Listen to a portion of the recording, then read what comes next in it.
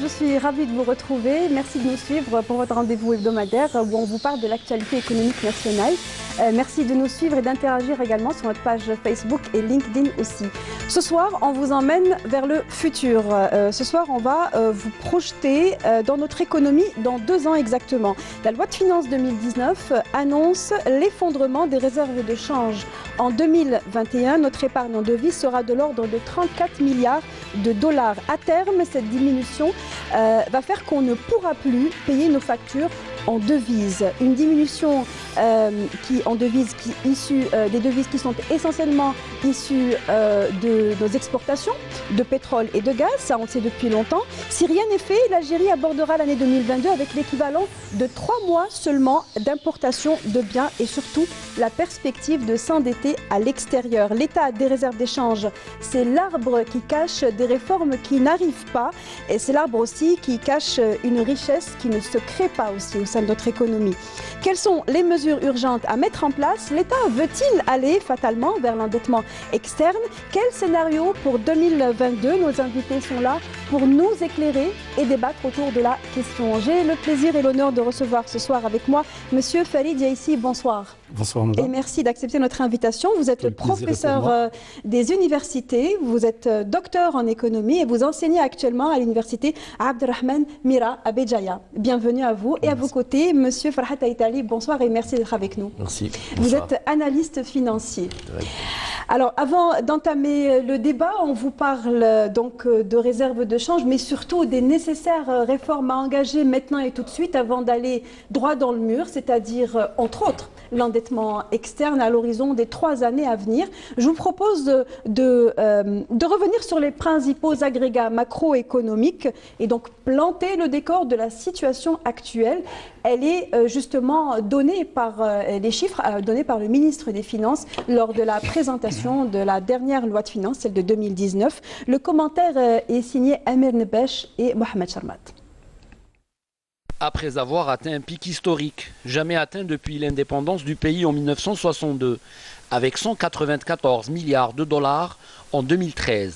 Les réserves de change ont commencé à baisser à partir de 2015. Cette importante hausse des réserves de change a été surtout le produit d'un prix moyen du baril de pétrole dépassant les 100 dollars et non pas des performances économiques. À partir de 2015 et suite à un début d'effondrement des prix du pétrole, les réserves de change vont amorcer une tendance baissière liée à une chute importante des recettes des exportations des hydrocarbures. La structure des exportations des biens du pays dépend à 95% du marché pétrolier.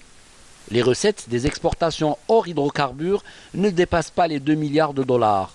Le lourd déficit du commerce extérieur enregistré à partir de l'année 2016 va lourdement pénaliser les réserves de change. Ces dernières passeront de 194 milliards de dollars en 2013 à seulement 92,30 milliards de dollars en 2017, ce qui représente une érosion de 102 milliards de dollars en l'espace de 5 ans, ce qui est énorme.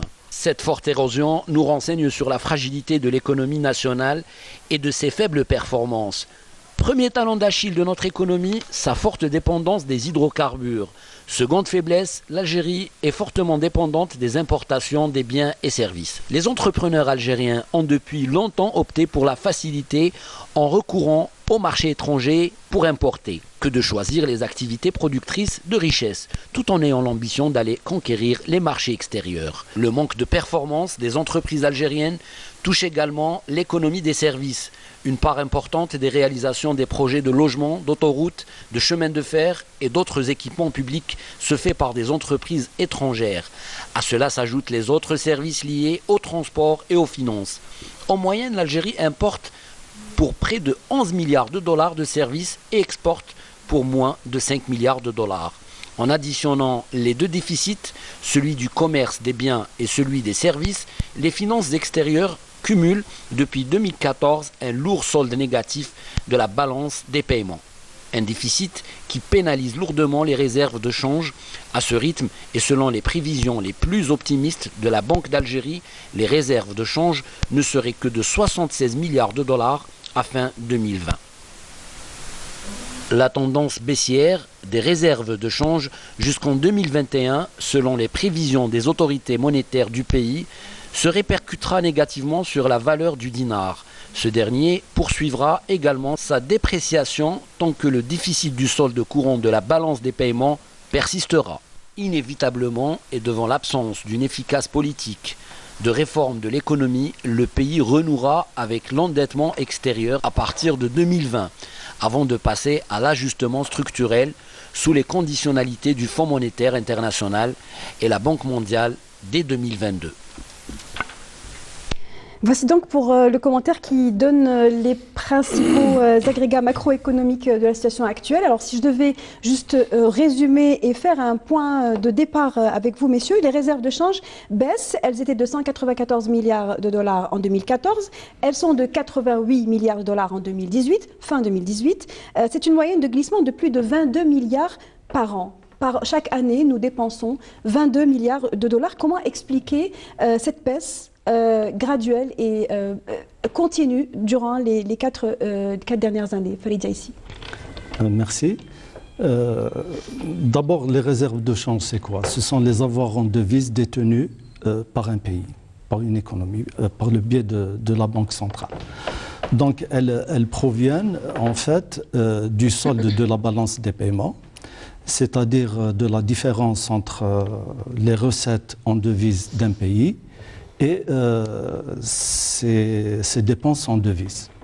Donc, lorsque ce solde il est positif, les réserves de change augmentent, et lorsque ce solde est négatif, ça fait diminuer les réserves de change.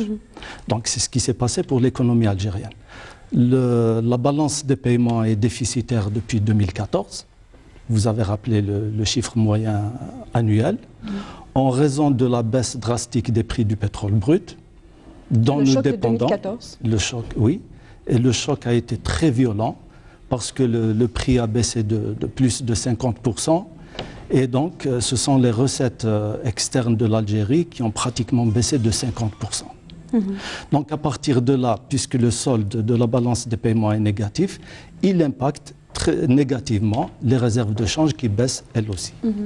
Donc on retient que c'est essentiellement la baisse violente des prix du baril à la mi-2014 qui a fait dégringoler ou a fait s'effondrer les réserves de change. Et qui a persisté jusqu'à aujourd'hui. Monsieur Aït Ali. Bonsoir. Il faudrait peut-être voir déjà comment elles se sont constituées initialement, ces réserves de change. Elles ont progressé pratiquement entre 2001 et 2014 grâce à un excédent, comme l'a dit le professeur ici, un excédent de la balance de paiement qui a été lui-même induit par une hausse du prix de la principale, enfin pour ne pas dire l'unique ressource en devise de l'Algérie. Cette flambée du cours du baril a fait que on avait des recettes qui avoisinaient des fois les 72 milliards de dollars pour 2010.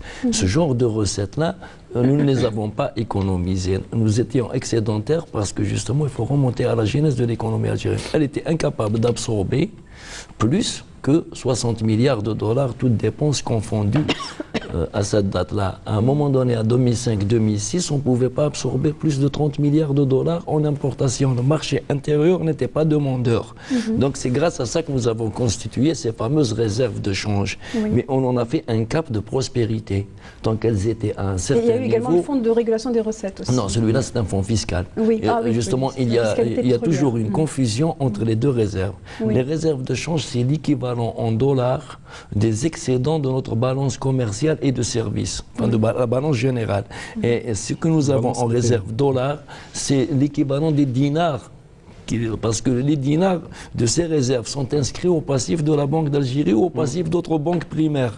Donc, à ne pas confondre avec le fonds de régulation des recettes qui est l'excédent des recettes fiscales additionnées de l'État. Donc, l'État, il a usé de ces recettes fiscales, mais en dinars. Je dis bien que c'est une fiscalité, même si elle est pétrolière, elle est convertie en dinars. Aujourd'hui, si on pense que l'État a le droit, par exemple, d'aller dans ses réserves de change et de puiser, on se trompe royalement. Ces réserves de change, nous sommes tous, quelque part, détenteurs d'une part.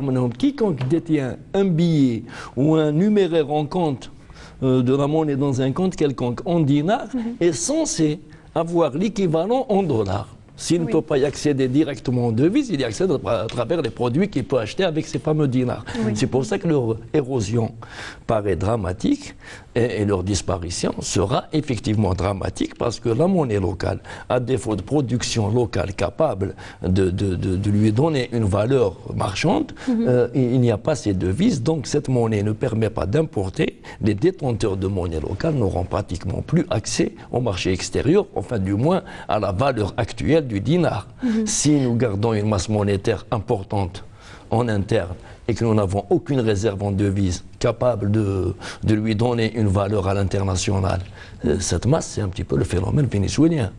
C'est ça qui risque justement de nous mettre sur la paille. Mais si nous n'avions pas dans le passé considéré des réserves énormes comme une preuve de prospérité, une preuve de bonne politique, on ne serait pas dans la panique aujourd'hui. Aujourd'hui, il y a des pays qui n'ont pas nos réserves de change actuelles. Ils n'ont pas 88 milliards de dollars.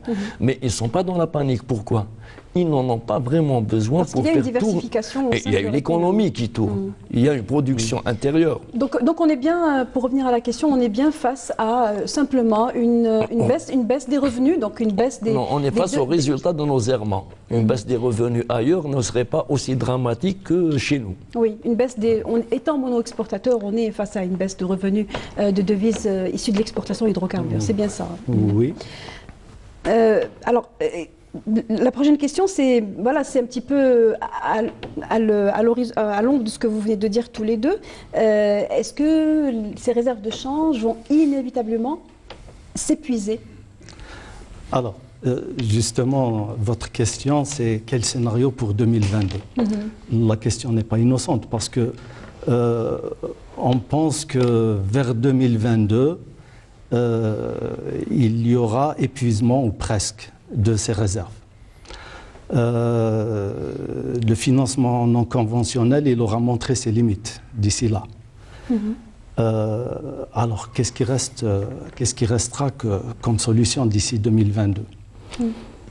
Aller vers le rééchelonnement, aller vers l'endettement extérieur, faire appel au Fonds monétaire international. Moi, la question que je pose, pourquoi ne pas y aller tout de suite? Alors, dans ce cas-là, parce que nous irions avec des conditions moins drastiques que si nous allons jusqu'à 2022 en position de faiblesse. Avec les déficits enregistrés au niveau de la balance des paiements, nous ne sommes pas déjà dans le rouge si on devait négocier un endettement? En fait, la marge de manœuvre est très étroite. La marge de manœuvre, déjà aujourd'hui, est très étroite parce que on va vers l'enlisement. Donc, les réserves de change ne cessent de diminuer. Qu'est-ce qui reste comme marge de manœuvre? Si on met les recettes en devises, en numérateur, les dépenses en devises au dénominateur, donc on doit agir soit sur les dépenses en devises, c'est-à-dire les importations. Et là, les importations, on les a déjà réduites, même si en valeur, elles restent de l'ordre de 50 milliards à plus ou moins quelque chose près depuis 4 ans. Mais en volume, elles ont diminué. Elles ont diminué du fait de l'érosion du dinar. Donc, de fait de la dépréciation du dinar de l'ordre de 30% en 4 ans. Donc, ça ne change pas grand-chose. En 4 ans. Donc, maintenant, agir sur le numérateur. Le numérateur, c'est les exportations. Dans les exportations, on a vu les exportations dominantes, c'est les hydrocarbures. Les exportations en hydrocarbures sont très faibles. Donc c'est de l'ordre de 97% pour les exportations en hydrocarbures à peu près, 3% pour les exportations en hydrocarbures. Avant la crise, on était à 98%, 2%. Il paraît qu'on va exporter 3 milliards de dollars fin 2010. Justement, j'en viens. Donc même si vous permettez, même si on double les exportations d'ici 2022, ça va rester dérisoire par rapport au volume exporté des hydrocarbures. Donc, vous voyez, la marge de manœuvre est très étroite.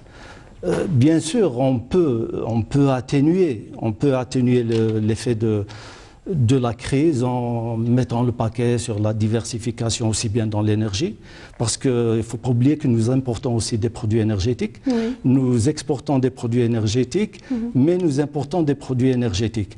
Alors ces produits énergétiques, c'est des hydrocarbures transformés. Pourquoi ne pas les produire ici? D'ailleurs, pourquoi nous n'avons pas commencé à les produire déjà depuis très longtemps? Pour les exportations hors hydrocarbures, il faut aussi les diversifier, mais on a vu que même là, les premières exportations, par exemple dans les produits agricoles, elles nous ont été retournées parce qu'elles ne répondent pas aux normes internationales, aux standards internationaux. Il n'y a pas la logistique à l'exportation, les plateformes logistiques à l'exportation.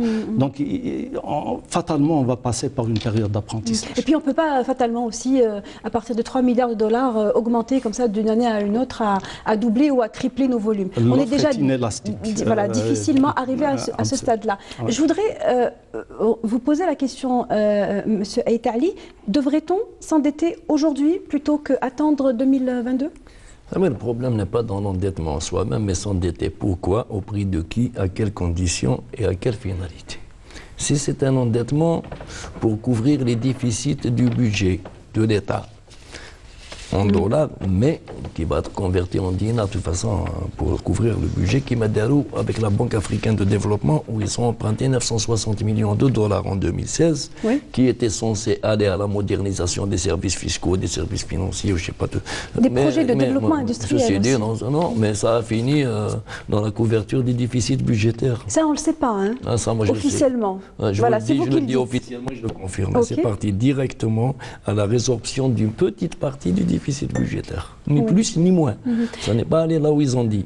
Maintenant, est-ce que vous pensez sérieusement qu'un déficit de 2000 milliards de dinars, rien que pour 2019, dans la loi de finances 2019, et un déficit qui tourne à peu près à 1800 milliards pour 2018, un déficit du trésor, est-ce que vous pensez que des gens sont prêts à vous prêter 18 milliards de dollars par année pour aller couvrir vos dépenses incompressibles mais inutiles?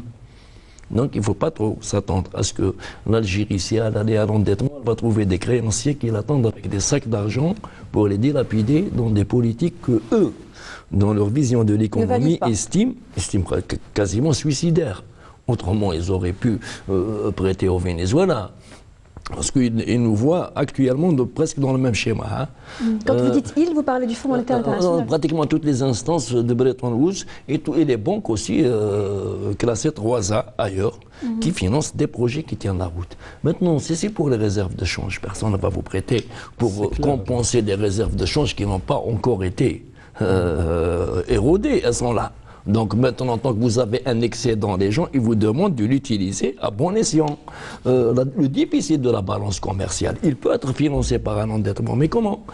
Il peut être financé par un endettement si, par exemple, pour les biens d'équipement destinés à l'industrie locale ou bien destinés à certaines réalisations génératrices de revenus, on acceptait, par exemple, l'ancienne formule de la garantie crédit acheteur, la GCA ou la GCE, des crédits extérieurs qui iraient droit aux entreprises qui les sollicitent avec la garantie souveraine de l'État algérien. Un peu ce qui devait se faire avec l'emprunt avec la Banque africaine de développement. Ça se faisait avant 2009. C'est ça qui devait se faire. Avant 2009, ça se faisait. C'est en 2009, c'est la LFC 2009 qui a permis toutes les vannes, toutes les possibilités. Par rapport à cette question d'endettement, moi je dirais que s'endetter n'est pas un mal. Ce qui serait mal, c'est que si on s'endette et on ne peut pas rembourser. C'est là où la véritable question. Maintenant, comme a dit Yaïd Farhat, on ne s'endette pas pour combler un déficit de la balance des paiements. Si on s'endette, moi je pense par exemple à Sonatrach, à Sonelgaz, qui sont de grandes entreprises étatiques qui voudraient réaliser... Donc un prêt capitalistique. Qui voudraient par exemple réaliser des investissements. Je parlais tantôt de diversifier les investissements même dans l'énergie pour par exemple transformer les hydrocarbures chez nous plutôt que de les... Pour les valoriser. Absolument, plutôt que de les importer. Et puis, il y a aussi de grandes entreprises nationales qui aujourd'hui peuvent lever des fonds à l'étranger. Et donc, pourquoi ne pas leur permettre de le faire pour, par exemple, des investissements qui seraient destinés à des productions exportables. Et Voilà. qui permettrait par la même occasion de diminuer l'importation.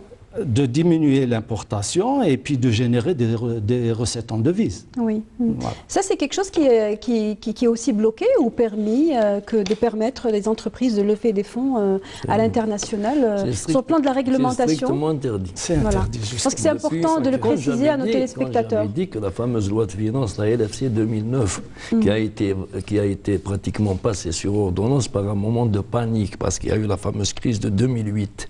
Donc la crise de 2008 a entraîné une panique chez nous suite à une chute, parce qu'il y a eu une chute brusque des revenus pétroliers en 2009. Donc suite à cette chute, toutes les peurs du passé ont ressurgi en même temps. Évidemment, certains aussi en ont profité pour placer leur propre vision de l'économie et de l'emprise, surtout sur l'économie, suite à cette panique nationale sur le devenir économique du pays. On a interdit les transferts libres pour ce qui est de l'importation, l'achat-revente. On a interdit le partenariat étranger ouvert. On l'a limité au fameux 51-49. Curieusement, dans le volet importation de biens, de produits finis destinés à la consommation, l'étranger pouvait arriver à 70%. Ce qui est quand même curieux, c'est que quelqu'un qui vient investir dans une industrie ou dans une ferme, là, on le limite à 49. On l'autorise à passer à 70. On avait même interdit aux étrangers de ramener leurs propres fonds pour les investir. L'article 58 de la LFC pour 2009 oblige les opérateurs qui viennent s'associer ici à s'endetter auprès des banques algériennes.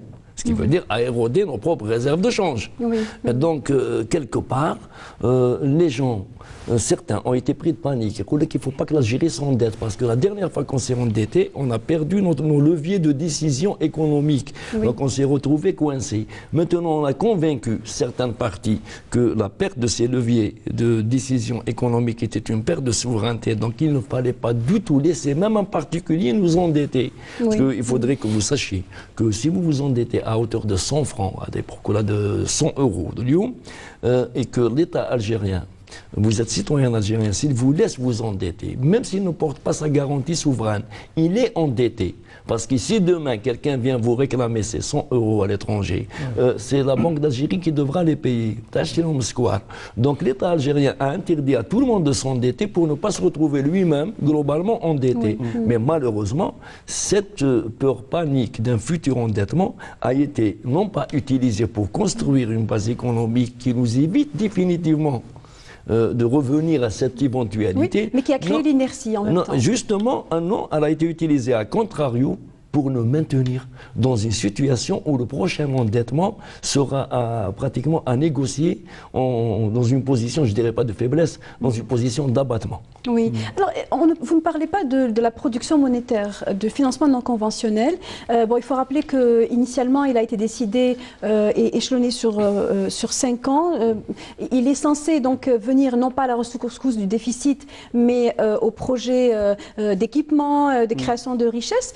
Est-ce que dans l'esprit des décideurs, le financement non conventionnel n'est pas censé venir à bout justement de ce déficit à l'horizon toujours de 2022 ? Alors, sur cette question de financement non conventionnel, moi, personnellement, j'étais fondamentalement contre. Pourquoi? Parce que quand on nous a vendu cette idée d'aller vers le financement non conventionnel, on a pris comme exemple les États-Unis, l'Angleterre, le Japon, qui, en période de crise, après avoir épuisé toutes les solutions possibles et imaginables, ont recouru au financement non conventionnel, ce qu'on appelle le quantitative easing. Sauf que l'économie algérienne n'est pas l'économie américaine, ni l'économie anglaise, ni l'économie japonaise. Les États-Unis, l'Angleterre et le Japon sont des économies capitalistes, industrialisées, riches, qui sont déjà bien placées. Dans l'économie, c'est des économies d'offres qui fabriquent et qui vendent dans le monde entier. Nous, on n'est pas une économie d'offres. Donc, quand on nous a dit qu'on allait recourir à ce financement non conventionnel et que parallèlement on allait mener des réformes structurelles, la preuve est que jusqu'à aujourd'hui, personnellement, je ne vois pas ces réformes structurelles venir. Oui. Je ne les vois pas venir.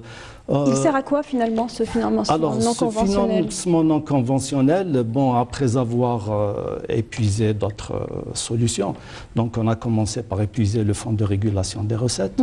Après, on a essayé avec la conformité fiscale volontaire pour essayer de drainer l'épargne informelle vers le circuit formel qui n'a pas fonctionné. Ensuite, on a essayé, 7%. Et puis, on a essayé aussi avec l'emprunt obligataire qui n'a pas fonctionné aussi auprès de la population. Et on a demandé aux institutions financières. C'est les entreprises qui ont... les entreprises et les banques. Et privées aussi un peu, un petit peu, non? Très peu. Avait plus de promesses que de... Voilà. Donc, finalement, après avoir épuisé toutes ces solutions, qu'est-ce qui reste? Le recours à l'endettement extérieur ou le financement non conventionnel. Donc on a préféré commencer par le financement non conventionnel, mais si on continue sur cette lancée, l'endettement extérieur va fatalement... Encore une fois, sans réforme, le levier de financement, le levier qui est le financement non conventionnel n'a pas d'effet en fait. Si vous permettez, j'aimerais ajouter une autre idée. Quand on avait les réserves de change qui caracolaient à presque 200 milliards de dollars, moi j'étais pour l'idée de prendre une partie de ces réserves de change et de l'investir dans un fonds souverain. Aujourd'hui, j'ai consulté hier un peu la presse spécialisée, les fonds souverains ont rapporté, par exemple, pour l'année 2017, uniquement pour l'année 2017, 9,4% de rendement. Et c'est le double de l'année 2016. Pour la Norvège, ça leur a rapporté 13,7%. Nous, l'Algérie, on n'a investi que dans les bons et obligations étatiques qui du Trésor d'État. Elles étaient très faibles et là, elles viennent d'atteindre les 3%. Donc, et il disait, on parle toujours de il au pluriel, l'État, en tout cas le département des finances à l'époque disait que c'était des placements sûrs. Qui jouaient la carte de la sécurité, et c'est pour cela qu'il fallait les mettre dans des titres d'État. J'ajouterais qu'effectivement, si vous permettez, je ne voudrais pas monopoliser la parole, mais effectivement, les bons et obligations d'État sont plus sûrs, mais elles ne sont pas rentables. Par rapport aux fonds souverains, bien investi, parce que le fonds souverain, on peut l'investir dans les actions, les obligations, l'immobilier, les infrastructures, le capital investissement. Et la Nouvelle-Zélande, si vous permettez, elle a investi même dans les terres agricoles, dans le bois, les forêts. Et les rendements sont supérieurs, même s'ils sont un peu ça aurait plus risqués. Pu être donc un revenu, en tout cas une source de revenus en devise en plus des hydrocarbures. Je ne dis pas qu'il fallait mettre toutes les réserves de change dans le fonds souverain, mais une partie, ça aurait diversifié nos placements. À l'époque, on rappelle, c'était à 200 milliards de dollars. Mais je suis toujours pour cette idée, même aujourd'hui. D'accord. Votre point de vue pour avancer dans le débat. Écoutez, moi, je ne suis pas contre les fonds souverains, je suis pour tout investissement qui soit rémunérateur. Mais bon, je voudrais bien faire aussi une petite remarque. En ce qui concerne les placements en titre d'État, ça a été peut-être la plus grande fumisterie annoncée politiquement en Algérie. Nous n'avons jamais acheté plus d'1 milliard de dollars de titres de la Réserve fédérale américaine. On n'avait pas toutes les réserves de change achetées en bons du Trésor américain. Dernière consultation en date, je l'ai faite en 2017, on avait 960 millions de dollars. Ni plus ni moins. De bons de trésor. De bons du trésor. Et chez d'autres États, on n'a pas acheté grand-chose. Au contraire, nous avions besoin d'une liquidité, d'une fluidité de nos encours, donc c'est des comptes courants. D'ailleurs, quel que soit le taux, même à 1%, si on les avait placés en bons étatiques, en disant en bons de garantie par des États souverains, même à 1%, on aurait pu en tirer 2 milliards de dollars par an avec les 200 milliards. J'ai beau regarder la balance de paiement, parce qu'il fallait les disperser pratiquement en plusieurs monnaies. Déjà, il y en avait en livres sterling, ce qui nous a coûté 3 milliards de dollars en convertibilité de pertes avec le Brexit. sur les détentions en livres sterling auprès de banques. Quand il y a eu la chute de la livre sterling, l'estimation que nous faisions de nos fameuses réserves de change, une estimation que nous faisions en dollars, avait subi un recul de 3 milliards de dollars à cause du Brexit. Avec l'euro, quand il a reculé, on a perdu 11 milliards en 2015. Donc, quelque part, ces réserves-là n'ont jamais été gérées avec la perspective que c'était un matelas souverain ou un outil de relance économique ou de placement. Ça a toujours été géré. J'ai un petit commentaire sur ça. Allez-y. Par rapport donc à cette question, vous avez raison. Quand on consulte, on trouve que effectivement c'est une infime partie qui apparaît. Mais moi, d'après les consultations que j'ai faites et les informations que j'ai eues, c'est que les réserves de change ont été placées à peu près à 2/3 en bons et obligations aux États-Unis, donc dans la monnaie dollar. Le tiers autre, il est partagé pratiquement à égalité entre la livre sterling et le yen. Mais ce que je sais aussi, je l'ai appris au cours de mes recherches, c'est qu'il y a des États qui placent leurs réserves de change au nom d'autres États.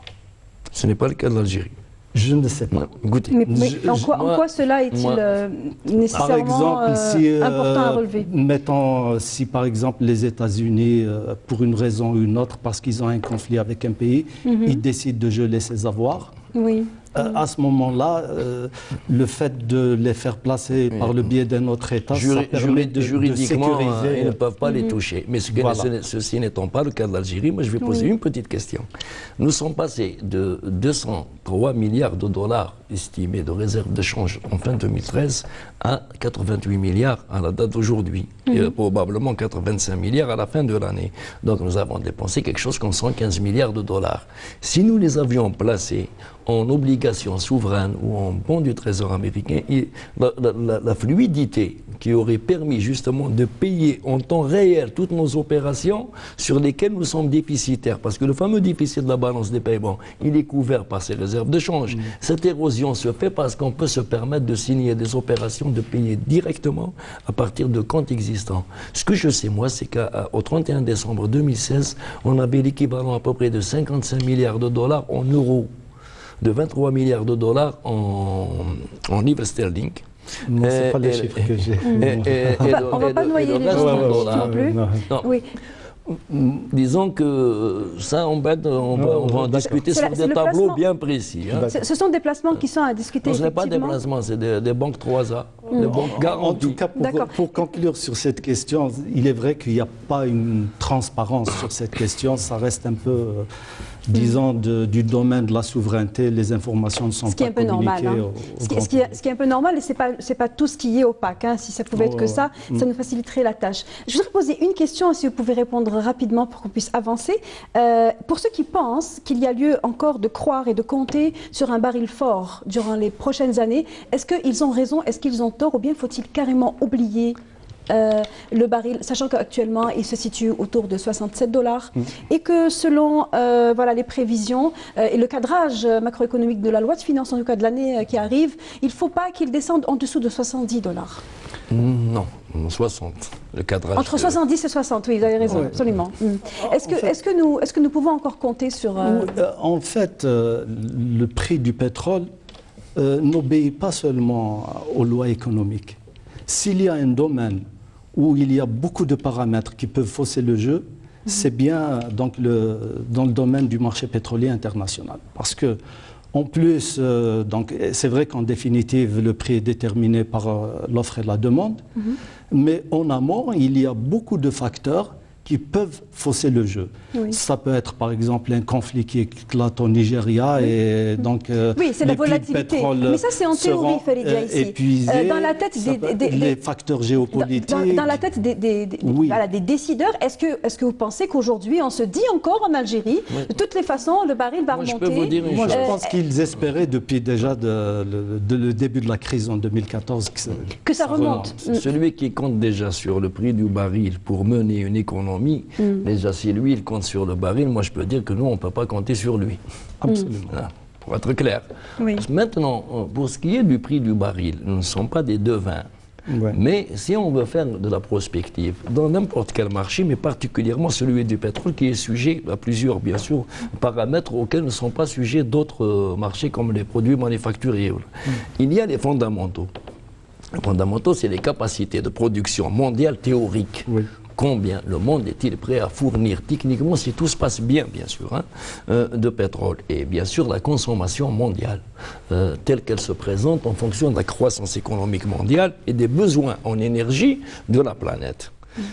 À partir de là, il y a maintenant le conjonctural. Le conjonctural, il y a les données géopolitiques, les données aussi météorologiques, les catastrophes naturelles. C'est tout ça qui réduit justement les capacités de production théoriques, jusqu'à des fois à les mener à un point de jonction avec la consommation, ou bien en dessous de la consommation, ce qui fait les flambées.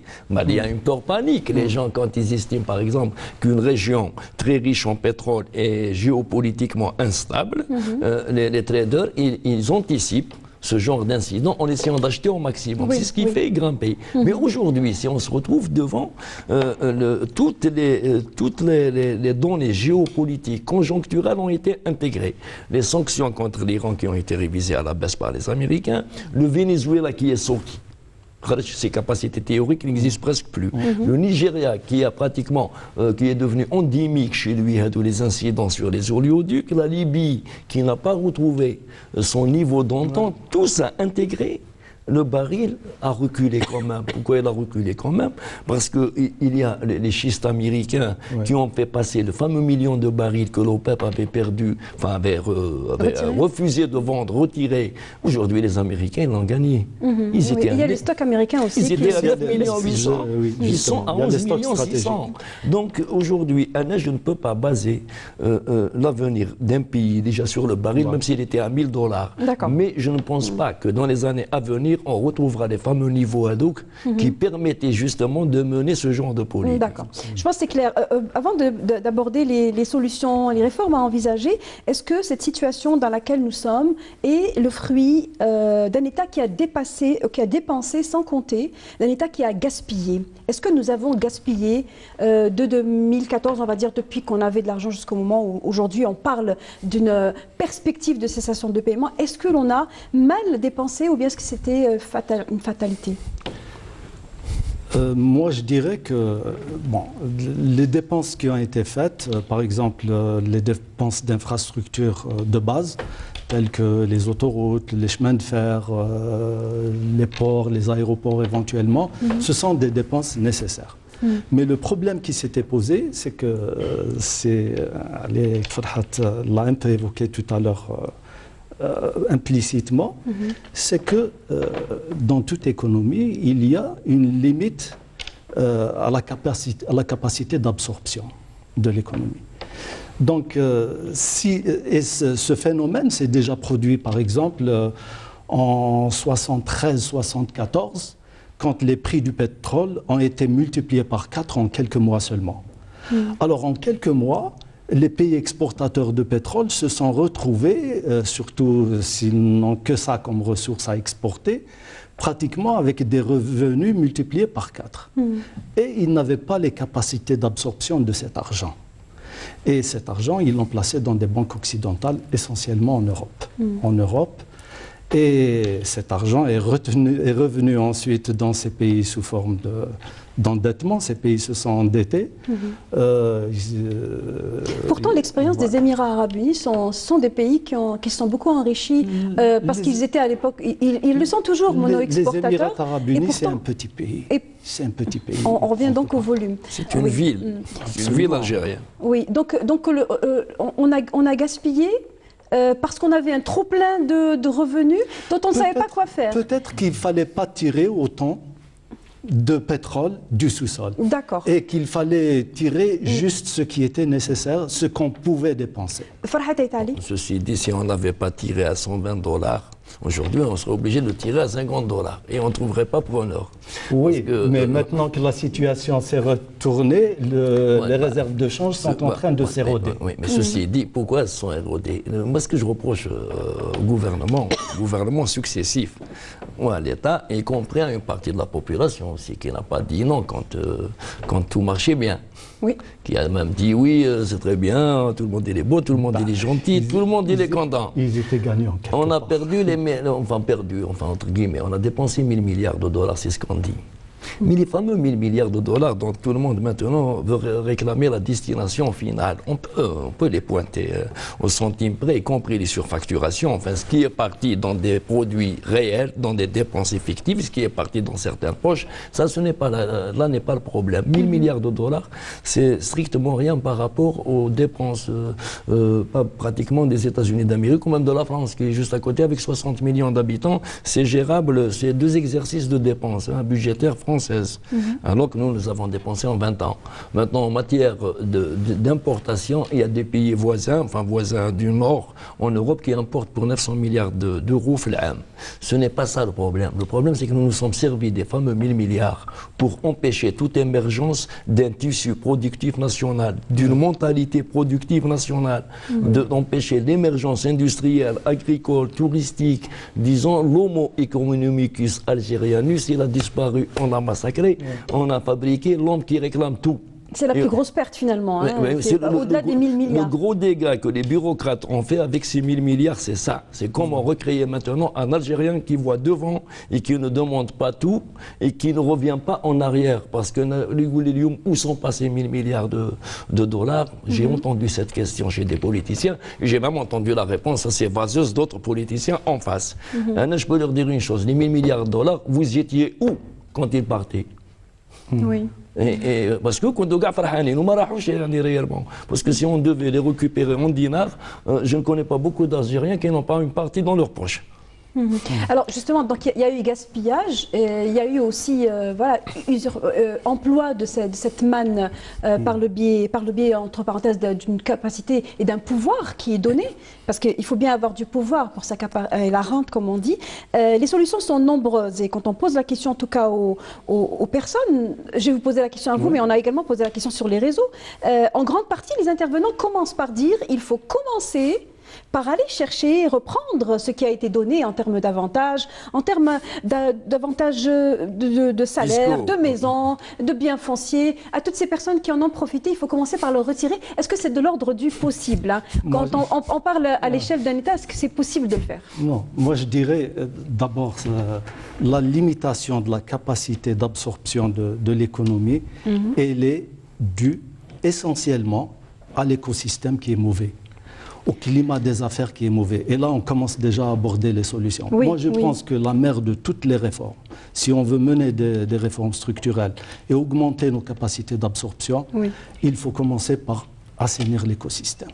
Il faut commencer par assainir l'écosystème en général et le climat des affaires en particulier. Il faut le réformer. Et recréer donc l'homus economicus dont parlait Farhat Aïtali. Mais essayez de répondre à ma question, s'il vous plaît. Oui. Est-ce que l'on peut envisager cela envisager de reprendre, c'est-à-dire cette richesse qui a été accordée ou qui est accordée aujourd'hui. Reprendre quoi et à qui d'abord? Parce que si on parle de reprendre cet argent à ceux qui ont été dans le circuit de la corruption, qui l'ont transféré à l'étranger, tout ça, à ce moment-là, il faudrait les retrouver, il faudrait faire des enquêtes sérieuses, les traduire en justice, dans un état de droit, etc.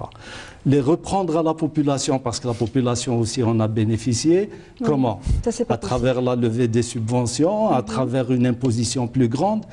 Il ne faut pas oublier que si on se réfère à l'enquête décennale de 2011, les dépenses alimentaires dans le budget d'un ménage, elles étaient déjà de l'ordre de 42%. Aujourd'hui, il y a une association de consommateurs qui parle de plus de 50%. Je crois qu'elle a cité le chiffre de 56%. Ça veut dire que le ménage algérien, il est déjà appauvri. Il est déjà appauvri. Évidemment, on ne parle pas du ménage. Tout à l'heure, mais le ménage, il fait partie de la population. C'est la population algérienne. On fait partie de la population. Absolument. Et je citerai un ou deux exemples. Tout à l'heure, je disais que les importations ont stagné en valeur, mais elles ont diminué en volume. Et en raison de la dépréciation du taux de change. Mais ça s'est vu aussi chez le consommateur. Si je cite un seul exemple, le cas de la banane, si on considère que la banane, par exemple, c'est une dépense superflue, moi je me rappelle, il y a quelques années, on l'achetait à 70 dinars. Aujourd'hui, sur le marché, elle se vend à 700 dinars. Son prix a été multiplié par 10. Ça, c'est un exemple parmi tant d'autres. Oui, oui. Ça veut dire, aujourd'hui, les ménages algériens ont commencé déjà à réduire leur consommation et à choisir ce qu'ils doivent consommer en priorité. Absolument. Vous savez, cette histoire-là, justement, je l'entends beaucoup chez beaucoup de politiciens, d'aller chercher l'argent là où il se trouve, oui. ça veut dire dans les poches des riches. C'est ça. Entre guillemets riches, hein, parce que dans ce pays, chacun estime que celui qui a 100 dinars de plus que lui est un riche. Il n'y a pas que les riches, on parle aussi des députés qui ont des salaires mirobolants. Écoutez, moi pour les députés, ce n'est pas le salaire qui me dérange. Entre autres, hein, c'est la vocation qui me dérange. Oui, bon. Limite, même gratuitement, ça se discute. Hein.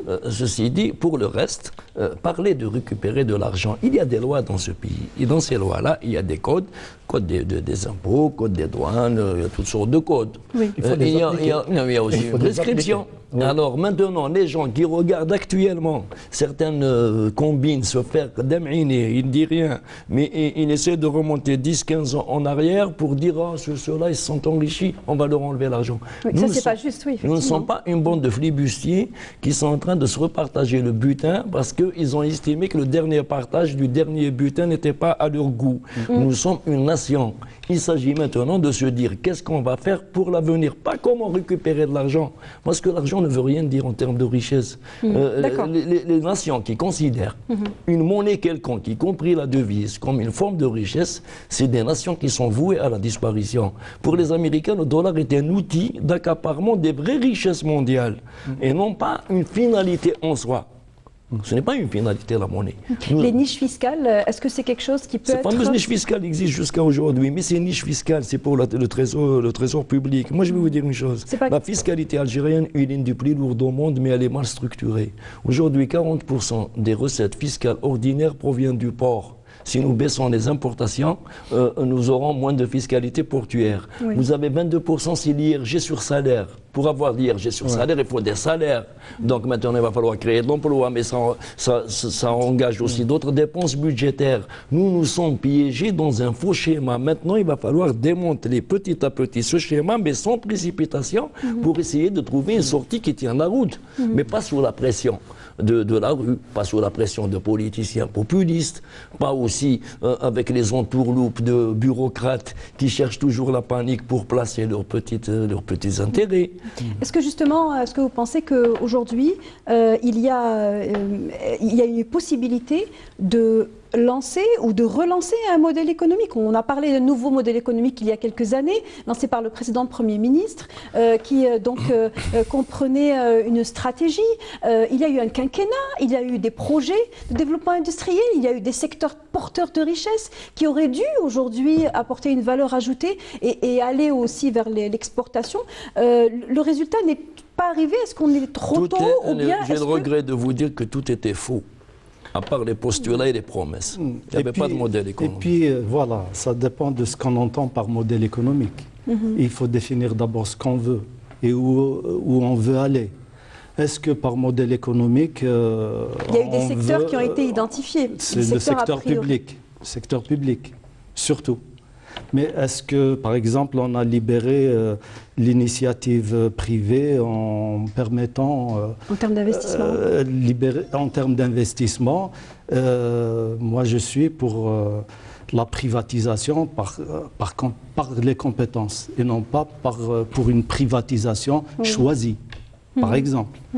Et ça, encore une fois, l'écosystème et le climat des affaires et la transparence contribueraient grandement à ce que les règles du jeu soient claires et à ce que tout le monde ait la même chance d'investir, de se financer auprès d'une banque, d'acquérir un terrain industriel, de se raccorder à l'électricité, tout ce que vous voulez. Aujourd'hui, qu'est-ce qui freine justement? Pourquoi est-ce que l'investissement chez nous semble être quelque chose qui fonctionne à demi-mesure? Vous savez qu'il y a un décret de 2018, décret exécutif, qui pratiquement prolonge les prérogatives du Conseil national de l'investissement à tout investissement dans lequel une partie étrangère est impliquée, quel que soit son montant. Avant, c'était 5 milliards de dinars. Ouais. Maintenant, c'est quel que soit le montant quand une partie étrangère est impliquée. Oui. Ce qui veut dire que même un coiffeur, s'il ramène un cousin c'est le CNI qui s'en occupe. Non, le CNI allège le CNI. Le CNI est un organe qui n'a pratiquement aucun délai de réponse obligé, qui n'a strictement, dans son fonctionnement, qui ne doit strictement rien à personne, qui n'a pas à répondre aux gens négativement ou positivement. Il peut garder le dossier 5 ans, 6 ans, il peut faire ce qu'il veut. À partir de là, quand on a ce genre de structure qui opère dans un circuit économique, sachez que les bureaucrates ont pris le dessus. Voilà, et dans ce cas précis, il n'y a strictement rien à attendre. Quand on dit qu'il y a des solutions, effectivement qu'il y a des solutions. Il n'y a jamais de problème insoluble au niveau planétaire depuis que le monde est monde. Mais je ne pense pas qu'on ne puisse discuter la solution avec des poseurs de problèmes. Là, il faudrait revoir tout ça. L'aspect juridique de la chose est extrêmement important et extrêmement dangereux en même temps. Est-ce que on va dire les équipes, hein, pour être soft, les équipes qui sont aux manettes de la décision aujourd'hui sont en mesure d'apporter un souffle nouveau? On parle d'une situation urgente, on parle d'une situation probable de cessation de paiement. Ils ont été en mesure d'apporter l'urgence, pourquoi pas le souffle? Moi, je vais vous répondre par une phrase. En fait, l'agenda des hommes politiques et l'agenda des experts et de ceux qui proposent n'est pas le même. Donc l'agenda des politiques et de ceux qui proposent n'est pas le même. Vous voulez dire les priorités, c'est ça? Ben oui, la rationalité n'est pas la même, la façon de... oui. On parlait tout à l'heure, off the record, on disait que voilà, les précédents responsables, notamment Premier ministre au pluriel, n'avaient de cesse de répéter que l'Algérie avait une économie sociale, qu'il ne fallait pas penser au tout libéral, que lorsque les chefs d'entreprise donnaient des solutions de réforme et de sortie de crise, lorsque les experts et consultants en parlaient aussi, les politiques ont le sentiment que l'on veut dévoyer la nature de l'économie algérienne. Est-ce qu'on est toujours dans cette dichotomie? Est-ce que vous pensez sérieusement qu'avec 17 milliards pratiquement de dollars de transferts sociaux, y compris les pensions des moudjahidines qui sont comptabilisées dedans, on peut parler d'économie à caractère social et de république à caractère social? Il y a un budget de l'État de 8500 milliards de dinars, d'équipement et fonctionnement confondu. Il y a 1720 milliards de dinars de transferts sociaux dedans. Donc c'est du populisme de parler de social. Par contre, quand on présente des projets pour ce qui ne sont pas... L'argent, il ne va pas chez les plus nécessiteux. Ben évidemment, il est capté en cours de route par ceux qui justement ont lancé cette affaire de fameux transferts qui sont fallacieux. Mais en plus de ça, quand vous me parlez d'un budget d'équipement et que vous voyez que la commande publique elle va dans des chantiers qui ne finissent jamais. Et quand vous parlez d'investissement dans des industries naissantes, et qu'en guise d'industrie, on ne voit que les pertes de fiscalité portuaire et intérieure, et rien d'autre. Il n'y a pas la moindre intégration et la moindre création d'emplois. Quand vous voyez que... Il y a une création d'emplois quand même, ah bon? Ces projets-là emploient 300 emplois pour $1 milliard de dépenses en devises, alors que vous pouvez avoir 300 emplois dans une ferme Fibouferry que vous avez coulé pour, je ne sais pas, pour 100 millions de dinars de crédit. Soyons sérieux. Est-ce que la raison, c'est des emplois aidés. Aidés par la même, à moitié. Est-ce qu'il est question de mauvais choix? On accorde le quitus aux mauvais projets d'investissement? Ou bien est-ce qu'il n'y a pas réellement de dynamisme économique? Je vais vous laisser la réponse à ça. Je vais poser la question à Félix ici. Il nous reste très peu de temps, c'est les derniers mots, allez-y. Moi, je pense qu'il y a aussi la question des lobbies, des intérêts, tout ça qui prédomine un petit peu en Algérie. Donc, il y a des lobbies, il y a des gens qui ont des intérêts, qui tournent, qui gravitent autour des décideurs et qui pèse un petit peu dans la décision. Voilà la vraie question, au détriment, bien entendu, de la rationalité, encore une fois, et de ce qui est bon sens ou bon pour l'Algérie, pour l'économie algérienne. Une toute dernière question, il nous reste encore une minute pour vous deux, messieurs. On parle souvent des échéances électorales, les présidentielles sont... nous sommes aux portes des élections présidentielles et on dit que ce n'est pas le moment. Mais le problème, c'est que ça fait des années que nous disons que ce n'est pas le moment d'engager des réformes sérieuses. Est-ce que cette succession de méthodes ou de solutions à caractère financier seulement finalement n'est que juste un moyen pour repousser une échéance? C'est des artifices de comptables incapables de concevoir un plan de relance économique et aussi incapables d'accepter une économie transparente. Pour ce qui est des élections, je vous donne rendez-vous en fin 2019, soit après les élections, et nous trouverons bien un justificatif quelconque pour maintenir le statu quo tel qu'il est aujourd'hui. Le dernier mot est pour vous, Khalid Yaissi. Moi, je pense que justement l'échéance des élections, c'est ça qui est paralysant pour l'entame des réformes structurelles. On ne veut pas entamer de réformes structurelles avant que les échéances électorales ne soient arrivées, que les élections soient passées, de peur peut-être d'un mécontentement populaire et tout ça. Voilà. Mais ça dure malheureusement depuis déjà 4 ans, parce que la crise est là depuis 4 ans. Et si on avait commencé sérieusement à s'attaquer à cette crise, je crois qu'on n'en serait pas là aujourd'hui. Merci à vous, merci Khalid Yaissi. Je rappelle que vous êtes professeur des universités, docteur en économie. Merci à vous, Farhat Aïtali, analyste financier.